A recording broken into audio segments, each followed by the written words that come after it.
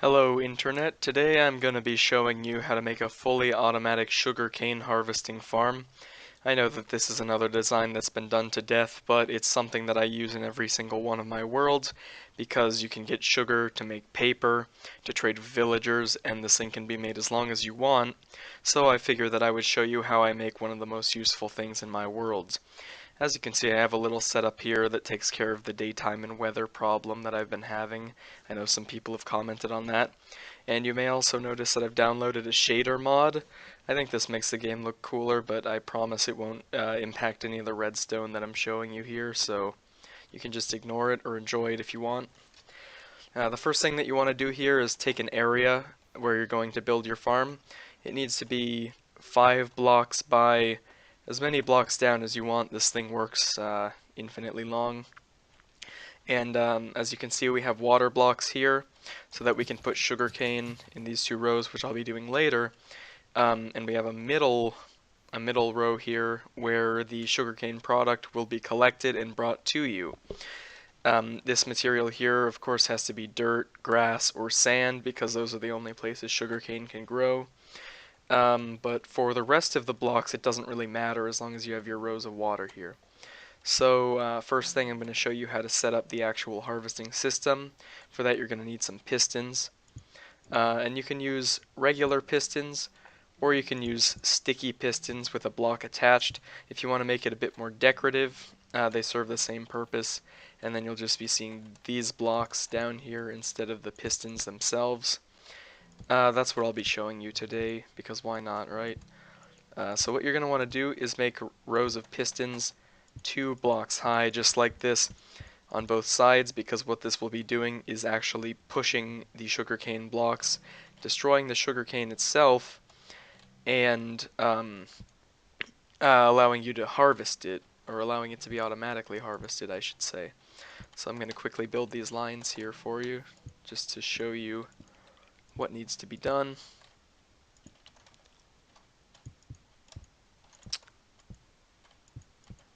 Just like that. And then if you're using sticky pistons, go ahead and cover the area with the blocks that you're going to use, just like that. Alright, and from there we get to start the real redstone. You want to put a line of blocks just like that going down across the first piston here, and you want to cover this in redstone repeaters. This is what will be activating our pistons. Go ahead and do that on both sides just like this, and you then want to have an additional row with redstone connecting all of them so that they are all activated by the pulse you send out. This is, fairly standard. We also saw this with our automatic farm video, and go ahead and check that out after this if you're interested. It's also posted on my channel. So as you can see, we have it set up like this. Only thing left to do now is actually link the 2 chains of redstone, and when you do it like this, you are going to have to use a repeater at some point, unfortunately. Let's count here: 1, 2, 3, 4, 5, 6, 7, 8, 9, 10, 11, 12. And I'll give myself 5 blocks to actually connect this to a power source here. Sorry.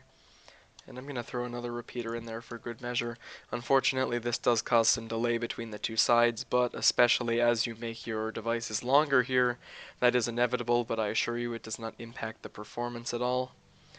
So we can go ahead and hook up a button here and test. You see that both rows of pistons extend just how we want them to because these repeaters power both pistons. And so now I can demonstrate to you how exactly this would work by putting in a few rows of sugar here. What you're probably going to want to do is have a little backing in here. And you can fill in these water blocks here, but what I like to do is I like to put torches or some kind of other lighting down here. There shouldn't be a huge risk of sugar falling in there. So let's test this. You see the sugar is pushed perfectly into the middle, just like I said. And from here we can set up our collection system. You can use hoppers, water that flows into a hopper, or a hopper minecart like I showed you in the farm tutorial, which is, I think, the best choice for any any longer system because, as we all know, hoppers can use a lot of iron after a while. So, in the spirit of efficiency, go ahead and use a hopper minecart if that's what you'd prefer. They work pretty much the same.